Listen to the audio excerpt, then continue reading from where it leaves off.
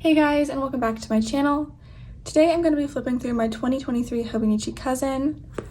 I don't have anything on the outside of the planner, but I do have some metal tabs on the top. I really like these. They're repositionable and they don't get bent the way the plastic or paper ones that I used to use do. So I'll link those down below if you're interested. Jumping right into the planner. In the front, I made myself a vision board. If you have followed me for a while, you'll know I've mentioned many times that I'm not a big goal setter. I'm much more of a see what needs to be done today and do it type of person and maybe plan a few days ahead. But I've always struggled with big long-term goals. This year I want to get more focused on achieving those, so I made myself a vision board to start with, and I just included some pictures of things that I want to either reach towards or that will motivate me to remember what I'm working for. So this vision board is actually 2 pages. Here is the second one. And then on this side of the planner over here, I have a sticker from Virgo and paper. And this is a sticky note from my shop actually that I just glued in. I thought it was pretty motivational for the new year. And by the way, I will link everything down below. So my planner, tabs, any types of sticker shop or pen or whatever it may be I mentioned, I will link that down below for you. I don't use the yearly overview calendar. And then this section, in the past, I've been using a Hobonichi Cousin for a few years now. In the past, I've used this as a highlight sort of reel, and then I've also used it as a habit tracker. This year, I'm just using it as a sort of calendar. I have some work stuff, some appointments, and up here I am writing 3 goals for work for the month. I'm not a good monthly planner. I plan much better monthly and daily. I guess that sort of goes with my lack of long-term goal setting ability. But I'm trying to use this. I really want to use this planner to its fullest potential. As for the monthly calendars, I'm right now using this for my highlights and also to keep track of some finance stuff. I like this, and I'm not pushing myself to find a highlight for every day, not saying that I have a bunch of really bad days or anything, but usually at night when I'm sitting down to journal, the highlight that I put down is something that really sticks out as making my day great, and that's what I'll write down, as opposed to sitting there and, drumming my fingers trying to think of something, which sort of, in my opinion, takes the fun out of planning like this. I like it to just come naturally much more than to sort of force it to happen. So that's what I'm doing in this section of the planner. Again, I'm not usually a monthly planner, so in past planners, this has either stayed blank or I started to use it functionally and then quit after a couple months. But so far I like the highlights a lot, so I'm probably going to keep that up. I will try to do some flip throughs of this planner throughout the year so you can see how I'm keeping up with all this. As for the weeklies, I love filling out the weekly section of this planner. I do plan with me's for pretty much every week, so if you're interested in seeing how these spreads come together, you can check that out on my channel. But this is the first week in this planner. I used a kit from my shop, and I should probably tell y'all, all the writing in here that's on the actual paper is done with a TWSBI Eco fountain pen, which is my new favorite pen of all time. I'll link this down below along with the ink I use because I get a lot of questions about the ink. But just so you know, I use the exact same pen every week in this planner. It's very convenient that way. Here is the second week in this planner. I love how this one turned out. It's so cute. And that's the only 2 I've done so far because we're on this week right now, and I do memory plan, so all of this is planned in retrospect.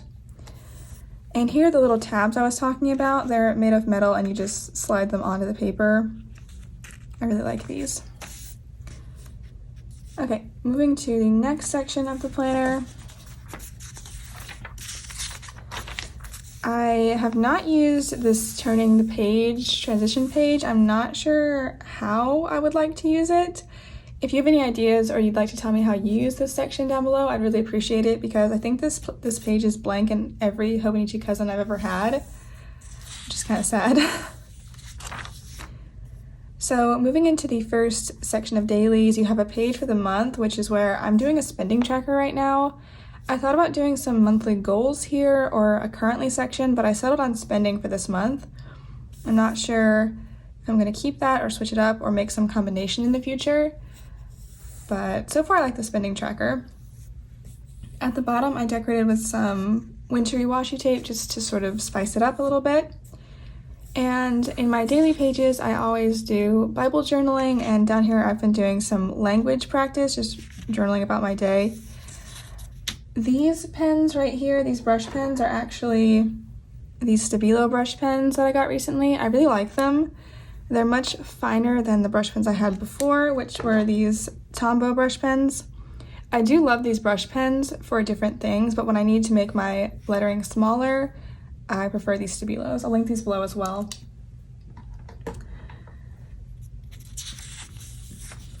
So here's my first page.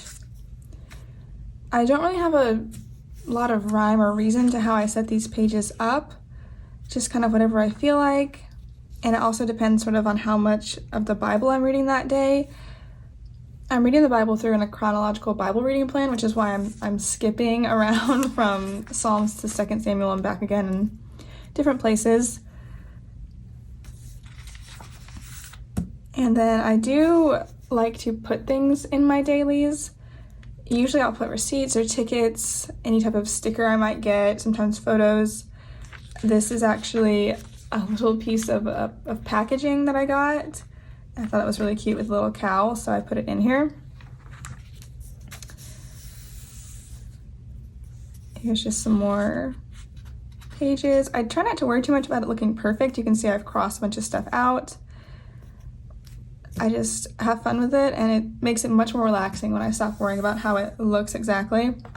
I don't know if y'all can see this on the camera, but this brush pen that I was just talking about, I really like how it makes that gradient effect when you use it. That's one of my favorite things about these brush pens.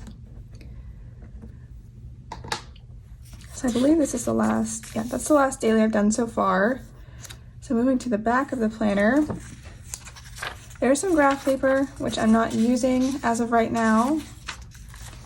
There's a timetable section. Again, I'm not using this. I'm not sure how to use it. If you have any ideas, please leave them below. Another graph. Here's a favorite section, and I thought about here marking down new movies I watched this year. I don't watch much stuff at all, so I don't even think I'll watch 12 new movies or TV shows this year, but just in case, I would have a place to mark it.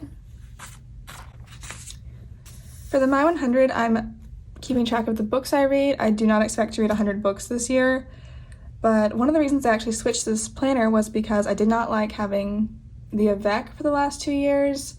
I bought the Avec because I thought I would bulk it up with stickers and it would be too thick if I had it all in one book, but that really didn't happen. And I found myself a little bit annoyed that I had half the year in one book and half in another, and I couldn't keep track of certain habits or the books I read, things like that, all at once. So that's one of the reasons I switched to the standard cousin this year. I also happen to like this khaki color on the cover a bit more than the blue and yellow. So this sticker up here is from Happy Day. It's so adorable. Here is the favorite things list. I think I'm going to wait and fill this out towards the end of the year. Okay, this page is my 2023 goals page. It's a mix of financial, personal, and work goals, so I do have some of them covered up, but I left a few out so you could see what they look like.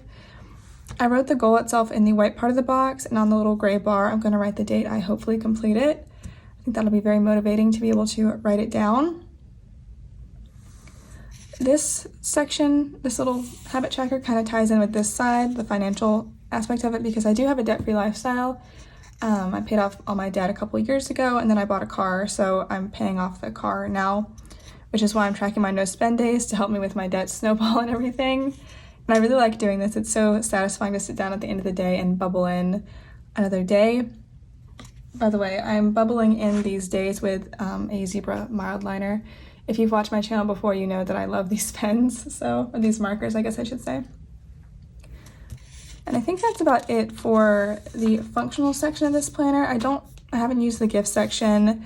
I doubt I'll use the address section, but I did use it to test my pen. And I have not filled out the personal notes section yet. But that is my 2023 Hobonichi cousin. I'm so happy with it so far. I've just fallen in love with this planner. I hope you enjoyed seeing my setup. As always, thank you for watching. I'll see you next time. Bye!